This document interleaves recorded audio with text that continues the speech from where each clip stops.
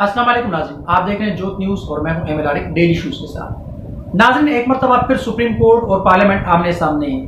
वो क्यों आमने सामने हैं? क्योंकि पार्लियामेंट ने एक बिल मंजूर किया, वो मंजूर हुआ, पास हुआ। पास होने के बाद वो कानून बन चुका है। अब उस पर अमल दरामद के लिए यानी पार्लियामेंट एक जानिब है तो दूसरी जानिब उसको रोकने के लिए सुप्रीम कोर्ट में पिटीशन दायर की गई है। अब उस पिटीशन के ऊपर समाअत हुई। उस समाअत में चीफ जस्टिस उमर अता बंदयाल ने क्या कहा, सारी तफसीलात आपके सामने रखूंगा। दूसरी जानिब चीफ जस्टिस उमर अता बंदयाल ने ही जस्टिस मज़ाहिर अली अकबर नकवी के खिलाफ जो बार काउंसिल्स की जानिब से रेफरेंसेस जो दाखिल किए गए थे उसके मुतालिक चीफ जस्टिस उमर अता बंदयाल ने क्या कहा, इस सारे मामलात के ऊपर बात करेंगे। और हुकूमती तर्जुमान ने कहा है कि अगर सुप्रीम कोर्ट ने आइन रीराइट करने की कोशिश की या तजावुज करने की कोशिश की तो पार्लियामेंट अपनी आखिरी हद तक जाएगी। ये आमने सामने है, ये जंग या ये जो ऊंट है ये किस करवट बैठेगा। दूसरी जानिब मज़ाकरात भी चल रहे हैं, 14 मई का फैसला भी अपनी जगह पे मौजूद है। ये सारा जो मामला है आखिर क्यों शुरू हुआ?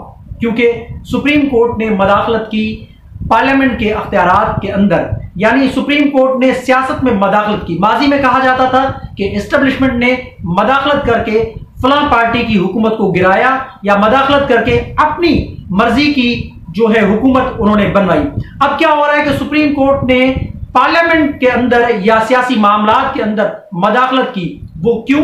क्योंकि 90 रोज के अंदर इलेक्शन होने थे, वो नहीं हो पा रहे थे, जिसके बाद सुप्रीम कोर्ट ने सुओ मोटो लिया। अब सुप्रीम कोर्ट ने जो सुओ मोटो लिया है वो फकत और फकत पंजाब असेंबली में इंतखाबात करवाने के हवाले से, लेकिन साथ ही साथ यह भी देखना है कि सिर्फ पंजाब हुकूमत के हवाले से इंतखाबात क्यों हो, क्योंकि खैबर पख्तूनख्वा की असेंबली भी वो भी तहरीर की गई थी। क्या 90 रोज उस असेंबली पे लागू नहीं होते? क्या 90 रोज के जो मामलात है वो फकत और फकत पंजाब में लागू होते? तो बात करते हैं सुप्रीम कोर्ट के अंदर क्या हुआ। ये समाअत में जो रिमार्क्स सुप्रीम कोर्ट के अंदर चीफ जस्टिस उमर अता बंदयाल ने दिए हैं या हुकूमती तर्जुमान की जानिब से जो रिएक्शन आया है, दोनों सूरतों पर बात करते हैं, आपके सामने रखते हैं, फिर आप खुद ही फैसला कीजिएगा कि क्या दुरुस्त है क्या नहीं। चलते शुरू करते हैं।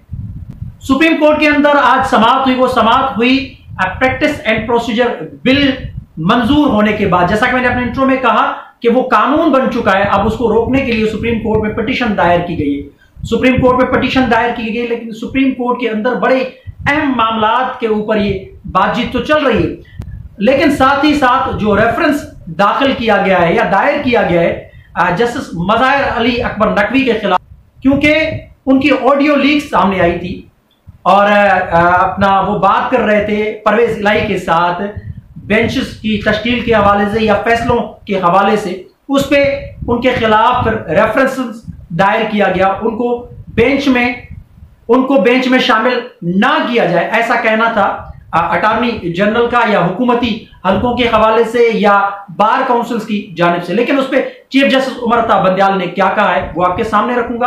अब सुप्रीम कोर्ट में जो समाअत हुई है उसमें हुआ है कि इस्लाहात बिल के खिलाफ केस में सुप्रीम कोर्ट ने सियासी जमातों और हुक्ला तंजीमों से 8 मई तक तहरीरी जवाब जमा करने के लिए कहा है। ये सुप्रीम कोर्ट ने कहा है 8 मई तक, यानी वो फिर केस चला गया, नई तारीख 8 मई होगी। सुप्रीम कोर्ट ने फुल कोर्ट तश्कील देने की इस्तदा फिल वक्त मुस्तरद कर दी, क्योंकि ये सबका एक दरीना मुतालबा था कि फुल कोर्ट अगर बनता तो ये सुओ मोटो का मामला जो था इतना लंबा नहीं जाता और आज तक इस पे फैसला भी हो चुका होता, शायद इलेक्शंस भी हो जाते या कोई ना कोई इलेक्शंस के हवाले से डेट भी दी जाती। लेकिन मामला लटका हुआ है। वो क्यों? क्योंकि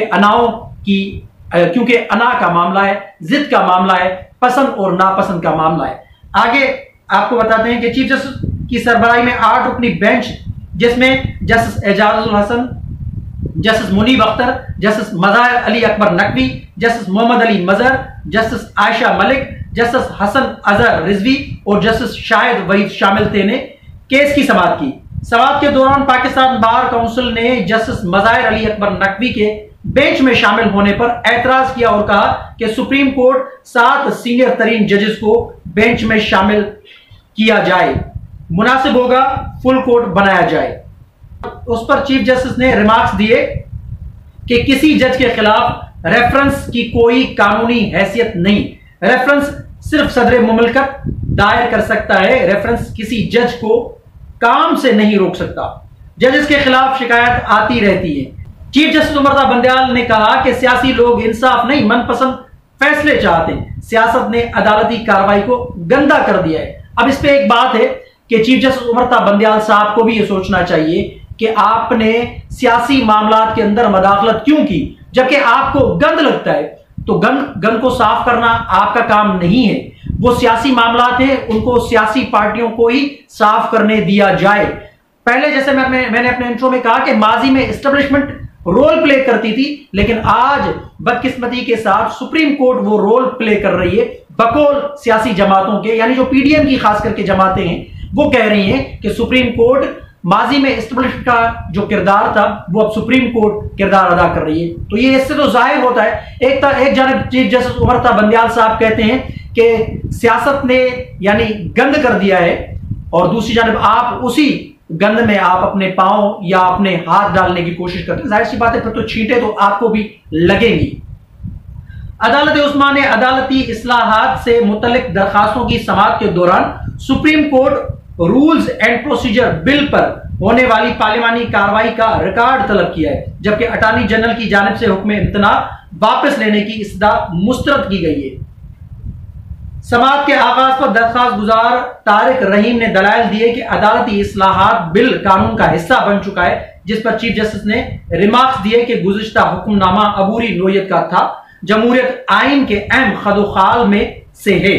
चीफ जस्टिस ने कहा कि आजाद अदलिया और वफाक भी आइन के अहम खदोखाल में से हैं। देखना है कि अदलिया का जुजू तब्दील हो सकता है।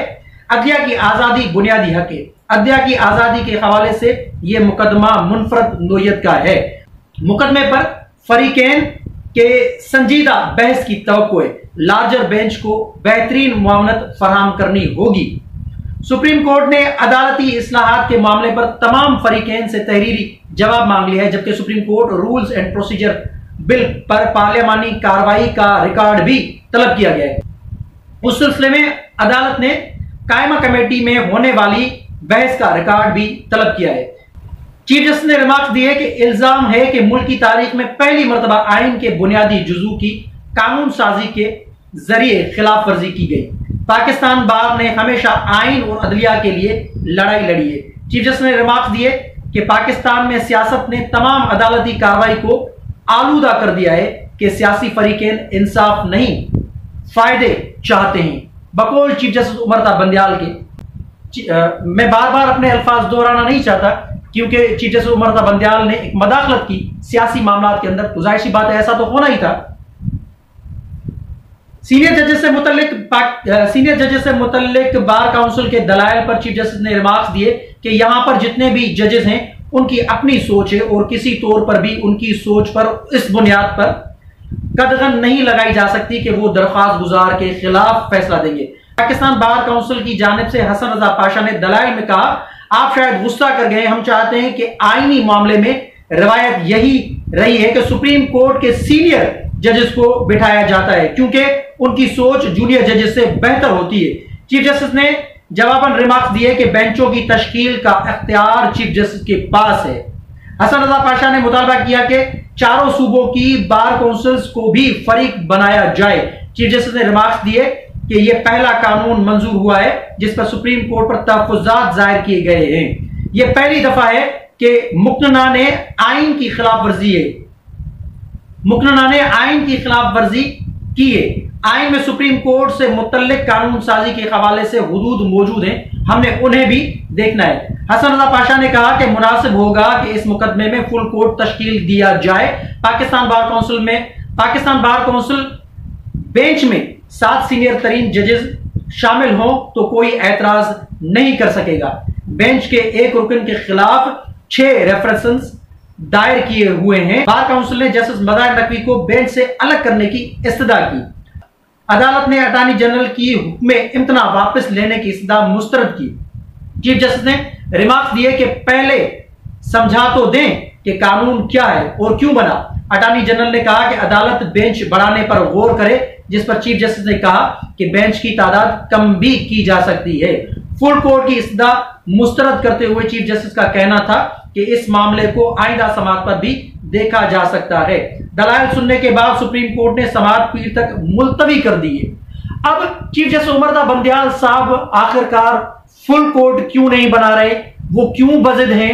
आया कि फुल कोर्ट अगर बन जाता स्टार्टिंग में ही, शुरू में ही, तो मेरे ख्याल से ये मामला इतना लंबा चौड़ा ना खींचता। लेकिन आज भी चीफ जस्टिस उमर बंदयाल साहब उसी बात पर लटके हुए हैं या अटके हुए हैं, क्योंकि वो कह रहे हैं कि ये अना का मसला है या उनकी जिद का मसला बन गया है। अगर फुल कोर्ट बनता तो किसी को एतराज नहीं होता। अटॉर्नी जनरल ने जो कहा है कि अगर फुल कोर्ट बनता या बनाया जाए तो किसी को उस पर एतराज नहीं होगा। जाहिर सी बात है, क्योंकि बार काउंसिल्स की भी और तमाम जो हुकूमती जमातें हैं उनका भी ये मुतालबा था कि फुल कोर्ट बनाया जाए और सुओ मोटो के मामले को निपटाया जाए। लेकिन चीफ जस्टिस उमर बंदयाल साहब बजिद हैं। आज भी वो कह रहे हैं कि बढ़ाने के बजाय इसको कम किया जा सकता है, लेकिन बढ़ा नहीं सकते। अब देखना यह है कि क्या होगा। लेकिन हुकूमती जो रद्द-ए-अमल सामने आया है, हुकूमती रद्द-ए-अमल में हुकूमती तर्जुमान मरियम औरंगजेब ने कहा है कि अगर सुप्रीम कोर्ट ने आइन रीराइट करने की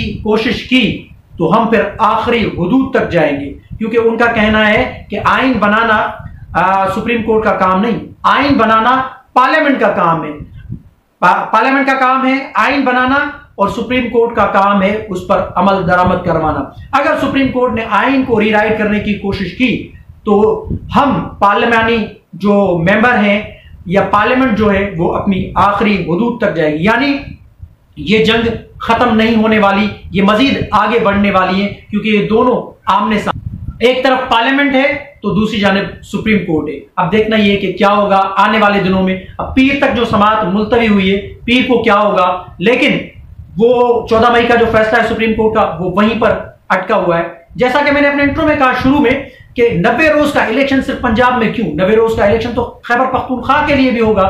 90 रोज का इलेक्शन तो जाहिर सी बात है जो एमएनएस की सीटों से जो इस्तीफे दिए गए थे तहरीक इंसाफ की जानिब से, उनके इलेक्शंस का क्या हुआ। तो अगर आइन की बराबरी देखनी है, आइन पर अमल करना है, तो फिर सारी चीजों को मद्देनजर करके सुप्रीम कोर्ट को यह फैसला करना होगा। और चीफ जस्टिस उमर बंदयाल साहब को भी यह सोचना चाहिए या यह देखना चाहिए कि फकत और फकत पंजाब असेंबली के इंतखाबात ही आखिर क्यों, इसके पीछे क्या मामलात हैं, क्या माजरात हैं, ये तो आने वाले वक्त में ही पता चलेगा। कमेंट सेक्शन में अपनी राय का इजहार जरूर कीजिएगा। तब तक के लिए अल्लाह हाफ़िज़।